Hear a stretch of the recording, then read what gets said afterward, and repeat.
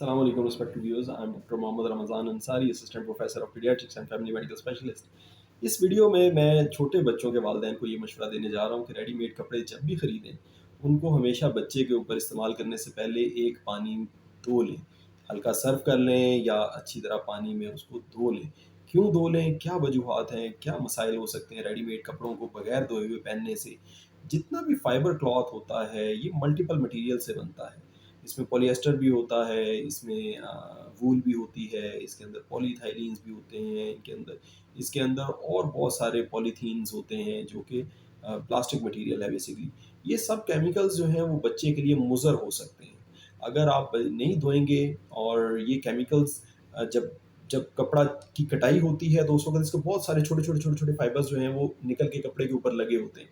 तो कपड़े को एक पानी से गुज़ारने से या एक हल्का सर्फ करने से ये होता है कि इसमें से काफ़ी हद तक फाइबर्स जो हैं वो उतर जाते हैं और उसके बाद फिर कपड़े के अपने अंदरूनी फाइबर थोड़े-थोड़े टूट के जो निकलते हैं वो निकलते हैं। लेकिन जो पहली दफ़ा कपड़े पहनने से बहुत बड़ी डोज़ में जो ये माइक्रो फाइबर्स जाने होते हैं आपके इस मसामों के अंदर, आपकी जिल्द के साथ कॉन्टैक्ट में आने होते हैं, ऐसा होने से आपकी बचत हो जाती है। और ये जब प्लास्टिक मटेरियल, पॉलिएस्टर्स, पॉलीथीन मटेरियल और वूलन मटेरियल जब आपकी स्किन से कांटेक्ट आता है तो ये एलर्जी करता है, इरिटेशन करता है, ख़ारिश का एहसास करता है और आम तौर पे छोटे नौमौलूद बच्चे जो हैं वो इससे सबसे ज़्यादा मुतासर होते हैं, अफ़ेक्ट करते हैं और बच्चे फिर एक्सेसिव क्राइम करते हैं, रोते हैं, जिसकी किसी को समझ नहीं आती, वालिदैन को समझ नहीं आती, कहते हैं जी बस बच्चा टाँगें मारता था, हाथ चलाता था और रोता था। और जब बताया जाता है नेक्स्ट डे पे कि जी बच्चे को इनर लाइनिंग जो है उसकी जो अंदरूनी कपड़े हैं वो लाज़िमन कॉटन के होने चाहिए और ऐसे होने चाहिए जो ऑलरेडी इस्तेमाल किए हों किसी और बच्चे ने या आपने नए खरीद के अच्छी तरह से धोए हों, तो फिर वो ये तकलीफ़ बच्चे की ठीक हो जाती है। फिर दूसरे नंबर पे इन कपड़ों के अंदर रेडीमेड कपड़ों के अंदर बहुत सारे केमिकल्स होते हैं। जैसे इसके अंदर रोडेंटिसाइड्स होते हैं, ऐसे केमिकल्स होते हैं जो कि चूहों को और रैट्स को मारने के इस्तेमाल में आते हैं।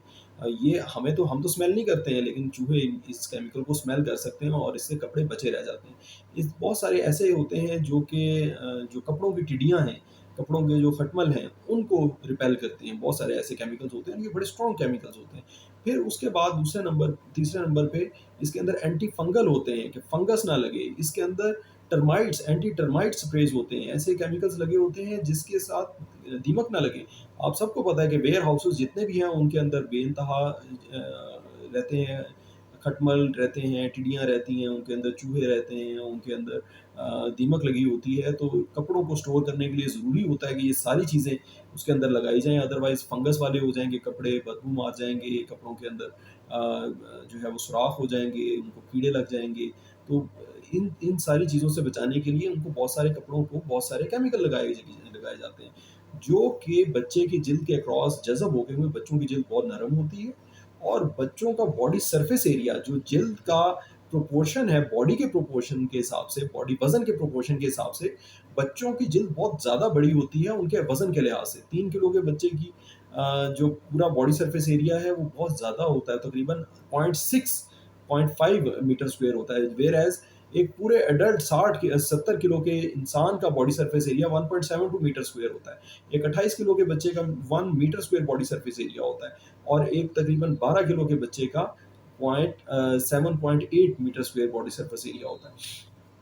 तो बॉडी सरफेस एरिया जो है ना वो छोटे बच्चों का बॉडी सरफेस एरिया ज़्यादा होता है।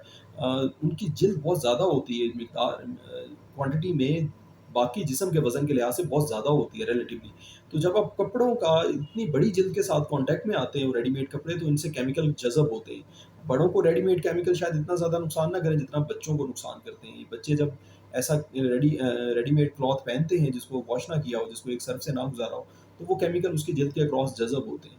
और वो बच्चे को मुख्तलिफ तरह के बीमारियाँ, मुख्तलिफ तरह की कंडीशंस कॉज़ कर सकते हैं। उसमें उल्टी भी हो सकती है, बच्चा लेथार्जिक भी हो सकता है। बच्चे को जब वो केमिकल लगते हैं, उसके जिस्म से गरमाइश निकलती है, उसकी जिस्म जो है वो उसके ऊपर तलख़ी करता है, इचिंग करती है वो चीज़, तो बच्चा रोता है, एक्सेसिव क्राइम करता है। ऐसे बच्चों को जो है वो ये भी हो सकता है लेथार्जिक हो जाएँ, वो दूध पीना कम कर दें, उनकी दिल की धड़कन तेज़ हो जाए।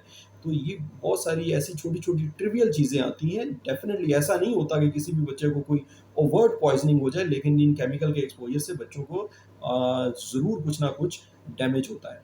तो इसलिए जब भी बच्चों को नए कपड़े पहनाएँ तो उसको धो के एक दफ़ा एक सर्फ़ से गुज़ार के पहनाएँ। नंबर 2, उसकी इनर लाइनिंग जो है वो हमेशा ऐसी होनी चाहिए जो कि कॉटन की बनी हो, जिसमें ना पॉलिएस्टर हो, ना वूल हो, ना कोई और ऐसा मटीरियल हो जो कि बच्चे को एलर्जी कॉज़ कर सके या केमिकल इरिटेशन कॉज़ कर सके बच्चे की स्किन के ऊपर। फिर बच्चों को जो पॉलिएस्टर के कपड़े पहनाए जाते हैं या वूलन कपड़े पहनाए जाते हैं, वो भी बच्चे को एलर्जी, इरिटेशन कॉज़ कर सकते हैं, इसलिए उनके भी नीचे ज़रूरी होता है कि आप एक कॉटन के मटीरियल की लाइनिंग, इनर जो है वो वेस्ट और इनर जो आपने सबसे नीचे वाला पजामा पहनाना है, वो बिल्कुल प्योर कॉटन के मटीरियल का होगा। और ये कॉटन के मटीरियल की पहचान ये होगी कि इसका रंग बहुत जल्दी फेड हो जाएगा। जो प्योर कॉटन का होगा मटीरियल, उसका रंग बहुत जल्दी फेड हो जाएगा। वो 1-2 धुलाई में आपको पुराना लगने लग जाएगा। तो उसको आपने पहनाना भी इसीलिए नीचे से, सबसे नीचे से पहनाएँ ताकि उसका फ़ायदा रहे बच्चे को, बच्चे की बॉडी तक डायरेक्ट केमिकल्स ना जाएँ, बच्चे की बॉडी तक डायरेक्ट एलर्जेंस ना जाएँ और बच्चा कंफर्टेबल रहे। और आम तौर पे हम ये नए कपड़े पहन के क्योंकि शादियों पे और जाते हैं किसी तकारीब पे जाते हैं, तो वहाँ पे जब बच्चा जाके ऐसे रोता है, चीखता है, तो फिर बड़ा प्रॉब्लमैटिक हो जाता है हमारे लिए सिचुएशन को हैंडल करना। और वहाँ से निकल के फिर डॉक्टर के पास जाना या वहाँ से निकल के किसी को दिखाना या कपड़े चेंज करना ज़रा मुश्किल अमल हो जाता है। इसलिए पहले ही एहतियात करें, बच्चों को हमेशा नए कपड़े एक दफ़ा धुला कर इस्तेमाल करवाएँ। ये थी व्यूअर्स मेरी आज की गुज़ारिशात। उम्मीद है आप लोगों को इस वीडियो से फ़ायदा होगा और आप मेरी वीडियो को लाइक करेंगे और चैनल को सब्सक्राइब करेंगे। Thank you very much. अस्सलाम वालेकुम।